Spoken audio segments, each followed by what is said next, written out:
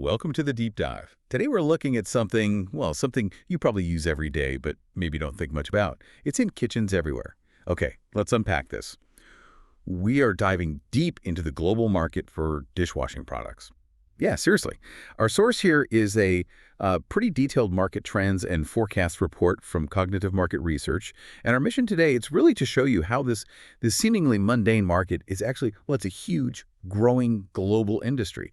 And what that might tell us about, bigger consumer and economic trends, you might actually be surprised. Oh, definitely. What's truly fascinating here is just the sheer scale. I mean, look at the numbers. Globally, back in 2021, this market was already worth nearly $40 billion, 39,960.6 million to be exact, and it's expected to hit over 47 billion by 2025. Then looking out to 2033, the projection is, get this, $66.4 billion. That's a compound annual growth rate, a CAG of 4.3 to 7%. It's quite something, isn't it? Such steady, significant growth for something so everyday. 66 billion. Wow. That's a lot of clean plates. Okay, so that's the big picture. But here's where it gets really interesting. When you start breaking it down by region, the stories there are quite different. Let's kick off with North America. Right. North America stood at about $8.6 billion in 2021, and it's forecast to grow pretty steadily to over $13 billion by 2033. Okay, and within North America, the U.S. is the big player, I assume. Absolutely. The U.S. market was, $7.15 billion in 2021, and that's projected to climb past $10.7 billion by 2033, so dominant. Right, and Canada and Mexico. Also growing solidly. Canada starting around $914 million in 2021, heading towards $1.5 billion by 2033.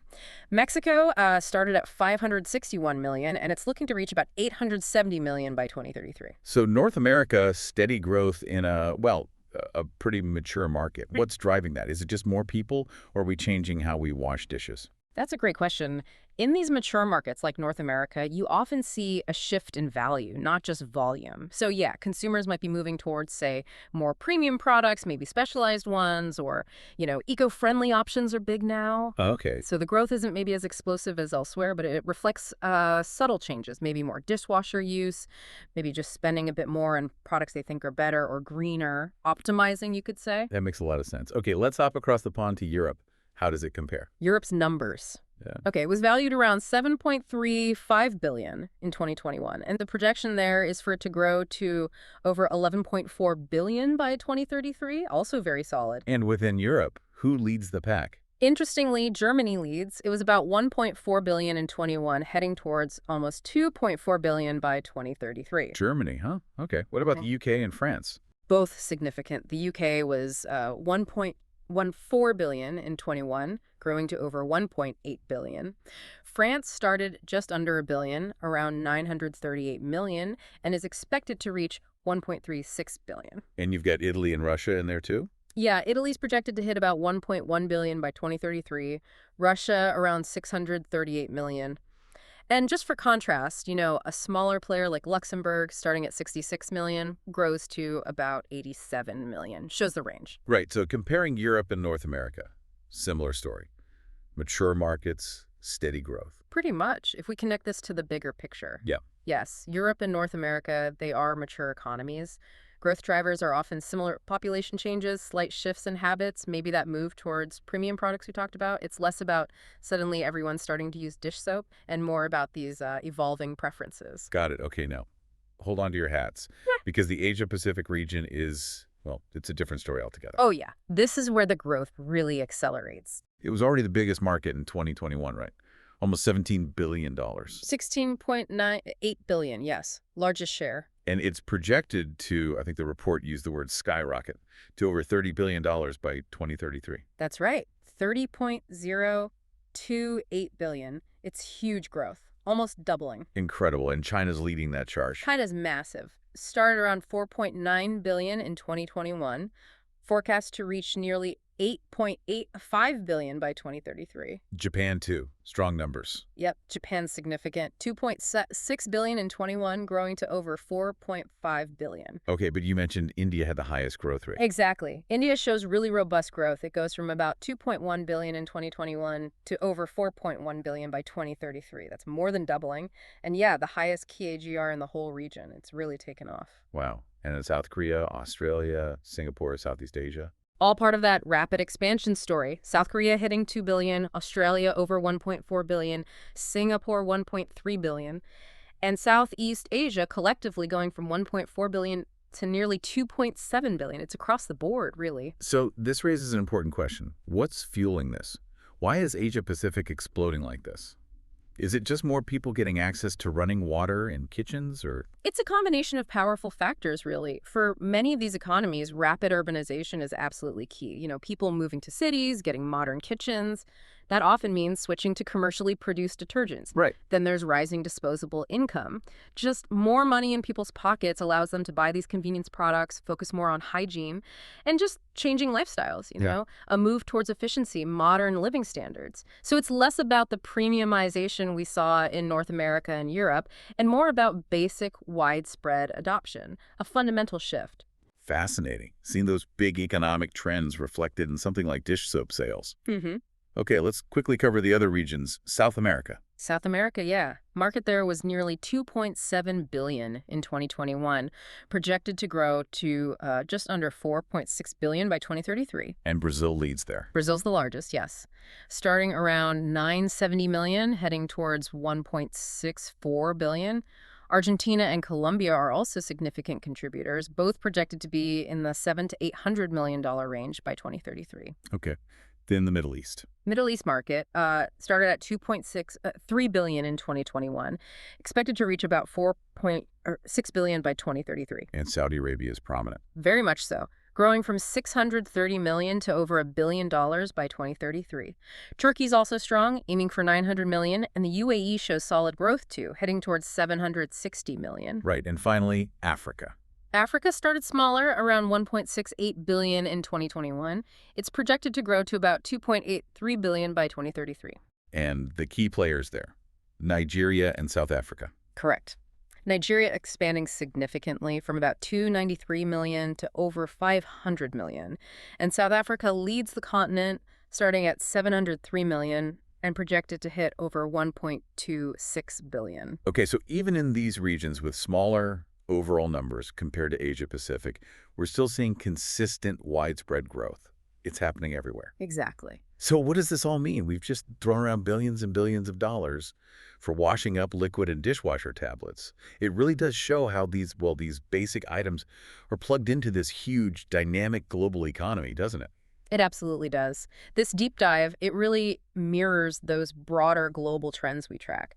That growth, especially the really fast growth in Asia Pacific, South America, the Middle East, Africa, it's not just about cleaner dishes. It points directly to, well, like we said, urbanization, rising incomes, allowing people to buy these things, changing lifestyles, maybe more focus on hygiene. Convenience, maybe? Convenience, definitely.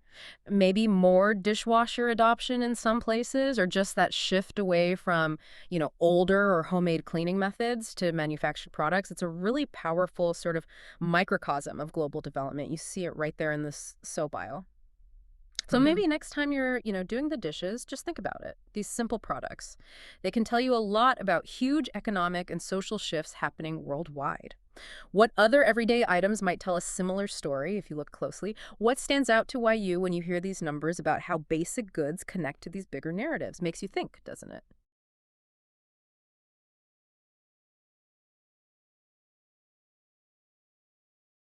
Welcome to the Deep Dive. Today, we're plunging into, a really essential industry, the dishwashing products market. It really is. We're going to pull out the key insights, the most important stuff, really, from cognitive market research. Think of it as a shortcut for you to get smart on this everyday product. Our mission, like always, is to help you understand what's actually driving things in this space. And it is so everyday, isn't it? What strikes me is just how universal it is. I mean, almost every single household, every restaurant, cafe, They all need this stuff. Right. So the insights we're digging into today, they're genuinely impactful for pretty much everyone listening. Okay, so let's unpack this then. When you look at what's really pushing the market forward right now, what's the biggest shift you see? What are the main drivers? Well, the big one, and maybe it sounds obvious, is hygiene awareness. But it's more than that. Okay. Post-COVID, it seems like it's become a permanent shift. It's not just a trend anymore. People really get the importance of properly clean, germ-free utensils. It's like a basic health thing now. At home, too, not just in restaurants. Exactly, right there at home. And that changes the game for these products. Plus, you've got, more people living in cities, smaller families maybe, apartments. Modular kitchens. Right, modular kitchens where convenience and, well, serious cleanliness are key. So people lean towards branded stuff, liquids, powders, those little dishwasher tablets. Because they work well and maybe smell nice. Yeah, better grease cutting, maybe nicer scents, formulas that feel safer. It pushes you towards the known brands, the efficient solutions. And that efficiency focus, it's not just at home, right? Yeah. You mentioned the hospitality industry. How does their massive scale play into that? Oh, yes. The HoReCa sector, hotels, restaurants, cafes, that's a huge growth engine. Huge. They need products that aren't just good. They need industrial grade, really fast-acting cleaners. Because time is money and volume is massive. Totally.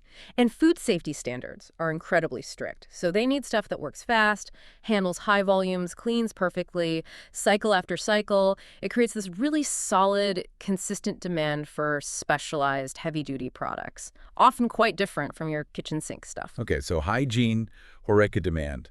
But for me, where it gets really interesting is the innovation side. What's happening with the products themselves. Oh, it's quite impressive, actually.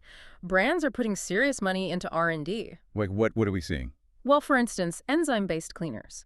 Right. These things break down tough food, like baked-on cheese or whatever, without needing super harsh chemicals or intense scrubbing. That sounds good. And plant-derived surfactants are becoming more common, gentler on the environment, gentler on your hands, too. We're seeing pH-balanced liquids designed specifically to be less irritating. Ah, for sensitive skin. Exactly. Hypoallergenic options, things tested by dermatologists. These are becoming favorites, especially if you've got kids or anyone with skin sensitivities. It's a clear move towards looking after the consumer's well-being, not just blasting grease. So the market's buzzing, lots of innovation, but it can't all be positive, right? Even dynamic markets face challenges. There must be some restraints. Oh, absolutely. There are definite undercurrents holding things back a bit. Like what? One big one is competition from local, often unorganized players. You mean cheaper local brands? Yeah, exactly. Especially in markets where price is really, really important. Think parts of India, Africa, Latin America. These local outfits, they often have super low overheads. Minimal packaging, maybe. Right. Basic packaging, next to no marketing spend. It makes it tough for the big global brands to come in and convince people to pay a premium, especially when, a basic soap bar might seem good enough and costs way less. That makes sense. And you also mentioned earlier that while cities are adopting these products, rural areas are lagging. Yes, that's another significant restraint.